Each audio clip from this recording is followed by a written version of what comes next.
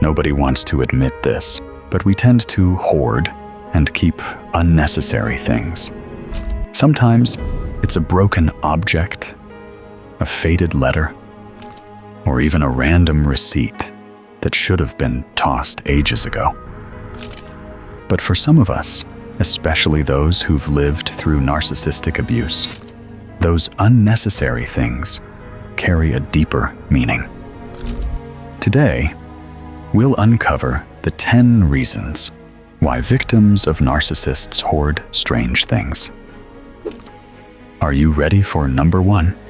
Compensating for emotional emptiness. You might not even realize it, but after being constantly drained, dismissed, or made to feel invisible by a narcissist, that emptiness inside of you starts to ache. And without love or validation, sometimes the easiest thing to grab is stuff. Objects, trinkets, even literal trash. It's not that the item matters. It's the comfort it gives in the moment, like a substitute hug or a quiet reminder that you still exist. Psychologist Dr. Jonas Webb, author of Running on Empty, talks about how emotional neglect can feel like nothing, but it's actually everything. When no one truly sees your emotional needs, you may have unconsciously started filling that void with things, anything, to keep from feeling that hollow ache. So, if you're surrounded by clutter, it might just be your heart's way of holding on to something when everything else was taken from you. Let's talk about number 2, trauma bond reminders. Why can't you throw away that one thing, even though it hurts to look at? Have you ever stared at a letter, a chipped mug, or some random gift from the narcissist and felt frozen? That object holds a strange kind of power, not because it's valuable, but because it's tied to a trauma bond. As therapist Shannon Thomas, author of Healing from Hidden Abuse, explains, trauma bonding is a misuse of loyalty and a manipulation of attachment. You learned to associate pain with love and chaos with closeness. So, even though part of you knows that item reminds you of hurt, another part clings to it because it also reminds you of connection, even if it was toxic. That thing becomes a placeholder for a relationship you never got closure from. And letting it go can feel like cutting off the last thread of a story you never finished. Let's move on to number 3, objects as surrogate relationships. When you grow up or live in a world where love feels unsafe or conditional, you start turning to things for the comfort people failed to give you. That old sweater, stuffed animal, or random book might seem like junk to someone else, but to you, it felt like the only thing that was always there, that didn't lie, criticize, or leave. Dr. Sue Johnson, the founder of emotionally focused therapy, once said, "We are bonding animals. If we don't bond with people, we will bond with things." And that's exactly what happens. The object becomes a stand-in for connection, security, even identity. You might not trust people, but you trust that thing to just be there. And when you've been betrayed or abandoned enough times, that can mean everything. Now, let's continue to number 4, misplaced caregiving instincts. If you were always the one trying to smooth things over, make peace, or hold everything together around a narcissist, that role doesn't just disappear. You start to carry that same energy into everything, even with objects. You might catch yourself keeping a broken lamp a ripped jacket, or some random piece of junk, because deep down, you feel like it's your job to fix it. Psychologist Dr. Lindsay Gibson, author of Adult Children of Emotionally Immature Parents, explains that many survivors of dysfunctional families become emotional caretakers, constantly managing others' feelings at the cost of their own. So now, even when something's clearly beyond repair, like a toxic relationship, you hold on to it anyway, thinking, maybe I just haven't tried hard enough yet. The truth is, you were never supposed to fix everything, especially not alone. You shouldn't miss number 5. Survivor's rituals. When you've lived through narcissistic abuse, the world doesn't feel safe or predictable. So you start creating little rituals to anchor yourself. Maybe you kept every tea box from nights you cried alone, or saved scraps of fabric from days you finally felt calm. It's not about the object itself, but about the moment it represents. Trauma expert Dr. Gabor Mate explains that ritual is the psyche's attempt to bring order to chaos. These strange little habits, like hoarding random items, are your way of making meaning out of pain. They become part of how you stayed grounded when everything else felt out of control. So, when someone asks, "Why do you still have that?" they don't see the invisible ritual behind it, the silent story that says, "I made it through." Are you still up for number 6? Magical thinking for emotional safety. Have you ever felt like getting rid of that one thing might somehow make everything worse? That's not just superstition. It's a kind of magical thinking your brain developed to protect you.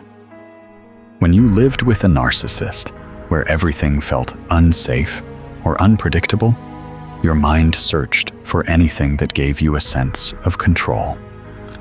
So you might have started believing that a necklace, an old receipt, or even a rock from a park had some kind of emotional power, like it was protecting you or keeping the chaos at bay. As trauma therapist Janina Fisher says in her book, Healing the Fragmented Selves of Trauma Survivors, what we call irrational is often a survivor's best attempt at staying safe. Keeping those strange things becomes less about logic and more about survival. In a world where people failed you, objects, especially ones tied to memory, felt like the only things that could quietly watch over you. Let's keep it moving to number 7, rebellion through ownership. When you've spent years being controlled, told what to wear, how to feel, and when to speak, you start to lose your sense of power. So, when you finally have some freedom, even keeping something totally random or broken can feel like a tiny act of rebellion. It's not about the item. It's about your right to choose. Therapist Dr. Beverly Engel, in her book, The Emotionally Abused Woman, notes that reclaiming control in small ways is a key part of healing. You were never allowed to be yourself. Now you get to decide what stays and what goes, even if it doesn't make sense to anyone else. So, maybe those weird keychains or old receipts don't serve a purpose, but they're yours. And for once, no one gets to decide that for you. Here comes number 8, guilt over throwing anything away.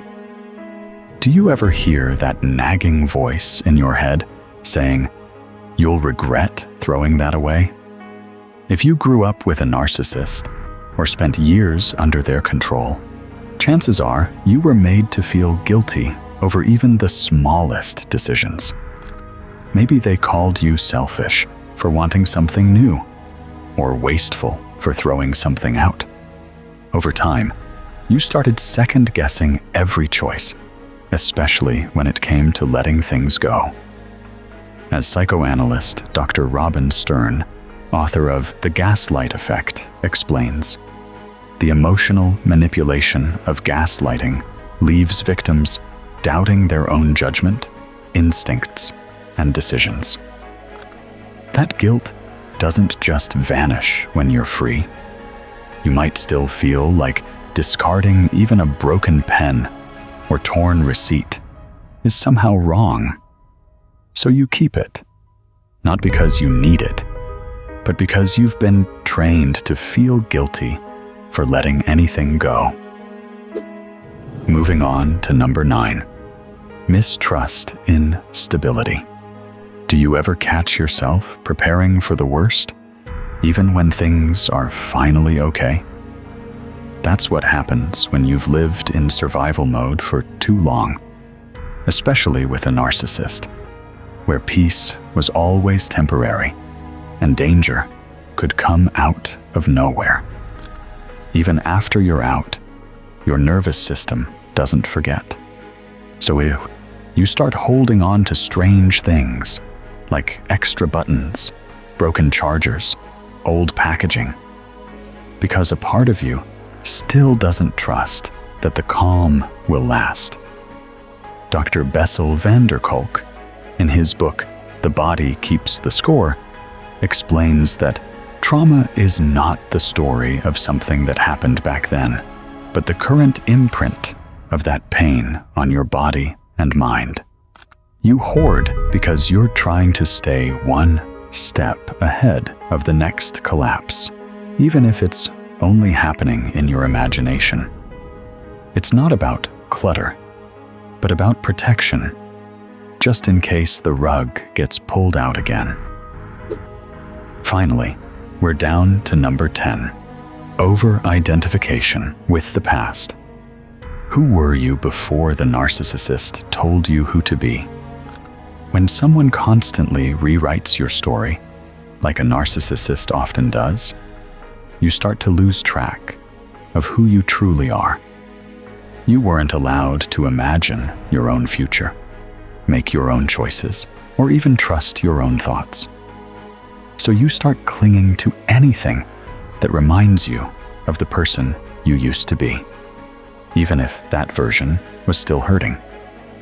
A worn-out t-shirt, a broken necklace, or an old notebook might seem meaningless to others, but to you, it holds pieces of an identity that was once yours.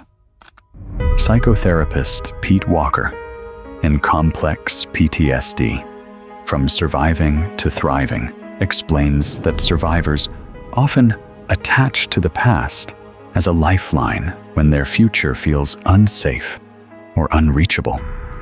You hoard not because you're stuck in the past, but because the past was the last place you remember feeling like yourself, even if it wasn't perfect. Maybe now you see, it was never just about the stuff. The things you keep are often symbols of pain, survival, or pieces of a self you weren't allowed to fully be. As you heal, you get to decide what stays, what goes, and what finally sets you free.